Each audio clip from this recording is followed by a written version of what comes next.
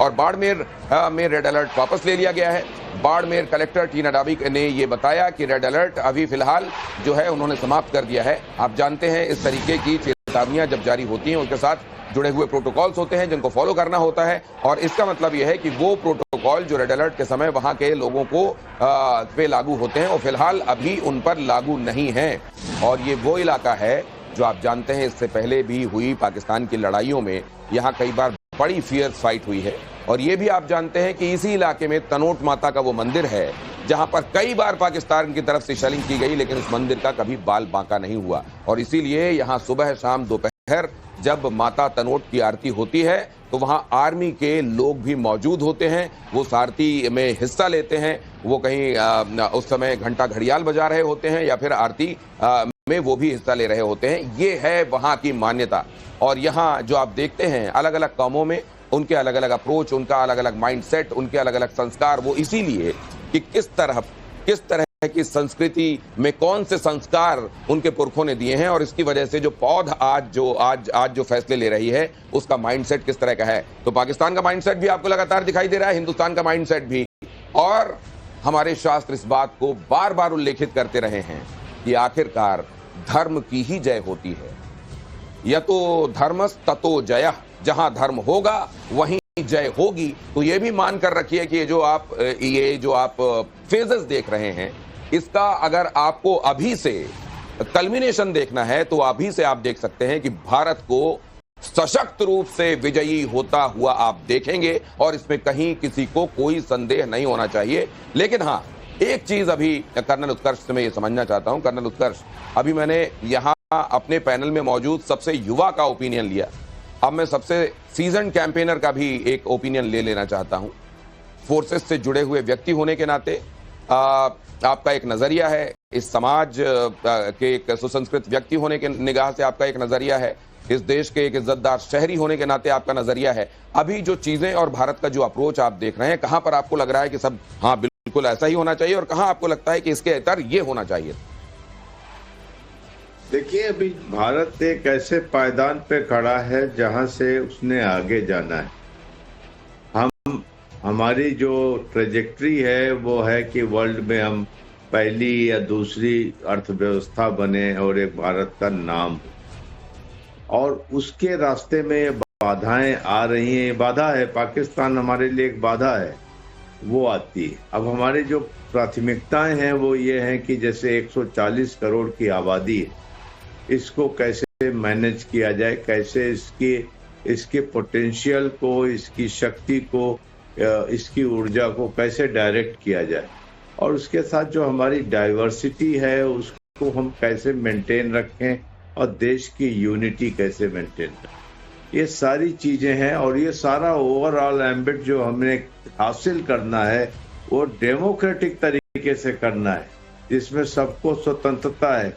और उसके वजह से बहुत से चैलेंजेस भी आते हैं। हमको लगता है कि अगर मैं दिनेश जी का मुंह बंद करा दूं तो मैं एक छत्र राज कर सकता हूं, ऐसा होता नहीं है।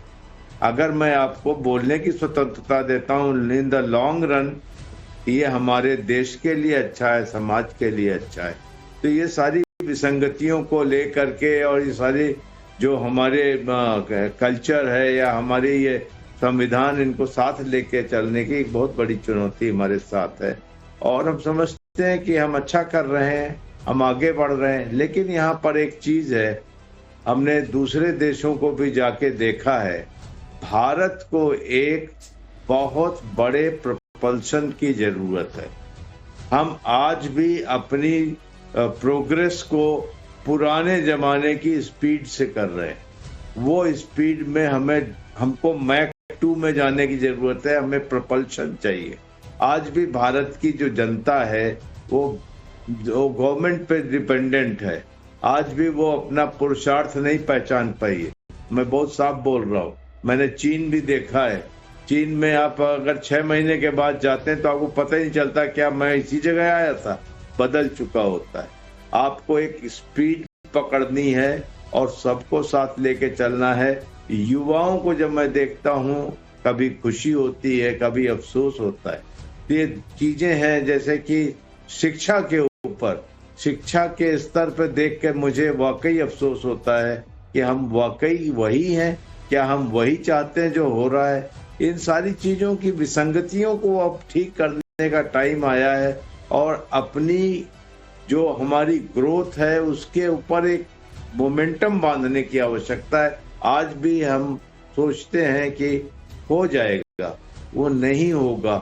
आज हमें एक मोमेंटम लेने की आवश्यकता है, एक लीप लेने की आवश्यकता है। जिन जिन सेक्टर्स में हमने लीप लिए, नतीजा हमारे सामने है, और जहां पर हम सोचते हैं कि कल की स्पीड से चलेंगे, उसका भी नतीजा हमारे सामने। हमको स्केल स्पीड जिस पर प्रधानमंत्री नरेंद्र मोदी इस पर जब जोर देते हैं तो जाहिर है इसकी आवश्यकता है, गुंजाइश है, तभी इस बात पर जोर दिया जाता है कि हमको अपना स्केल भी बढ़ाना पड़ेगा, स्पीड भी बढ़ाना पड़ेगा। नेतृत्व सौभाग्य से इस समय ऐसा है जिसमें आप अपनी वो तमाम आकांक्षाएं जिसकी तरफ लेकर देख सकते हैं, उनमें से कितनी पूरी होंगी, एक तो नंबर कितनी पूरी होंगी और दूसरा एक्सटेंट कितनी पूरी होंगी, ये तो वक्त के साथ पता चलता है। लेकिन कम से कम कोई ऐसा है whom you could look up to, ये भी एक बड़ी बात होती है कि आपके सामने वैसी लीडरशिप हो जिसकी तरफ आप उम्मीद भरी निगाहों से देख सकें। और पूरी उम्मीद के साथ हिंदुस्तान ये जानता है, पाकिस्तान को इस बार ये कहा गया है कि आप आतंक पर निर्णायक कार्रवाई नहीं कर रहे हैं, तो फिर अब आपके ऊपर निर्णायक कार्रवाई होगी। अगर आप आतंक को पाल पोस रहे हैं तो आपको ये सिखाया जाएगा कि ये क्यों गलत है। अगर आपको खुद समझ में नहीं आ रहा है तो फिर आपको ये समझाया जाएगा।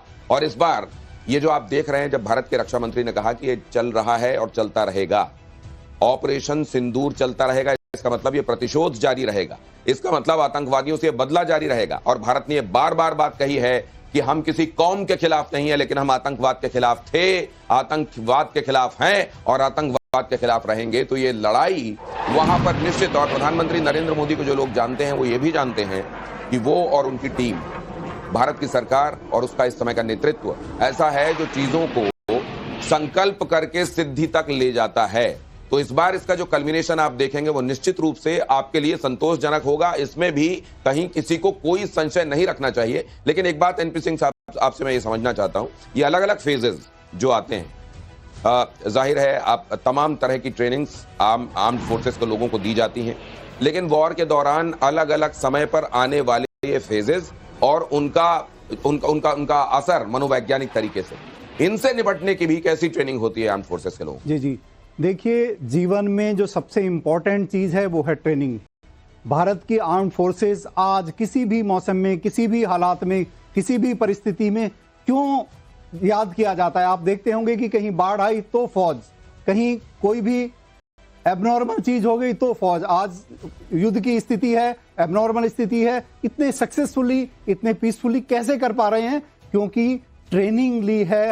हर हालात में किस तरह से हम कंफर्टेबल रह सकते हैं, अपने आप को मेंटेन कर सकते हैं, बहुत इमोशनल ना होते हुए एक रेशनल थिंकिंग रख सकते हैं, एक जो सिचुएशनल लीडरशिप है उसे अप्लाई कर सकते हैं, क्योंकि सिचुएशन बदलती रहेंगी, आप एक चीज को लेकर नहीं चल सकते हैं। और मैं आपको बता दूं, एक पॉइंट ऐड कर सकता हूं जो अभी हम डिस्कस कर रहे थे, कि आज बिल्कुल भारत उस फेज में आ गया है जहां अमेरिका 40s में था वर्ल्ड वॉर 2 के बाद, और मैन एंड वुमेन टुगेदर, जो 40s वाली जनरेशन है, baby boomer generation, they have worked very hard to make the US number 1। Today we are in the same situation, और ये हम सब की जिम्मेदारी है। और मैं कह सकता हूं, मैं खुद उस काम में लगा हुआ हूं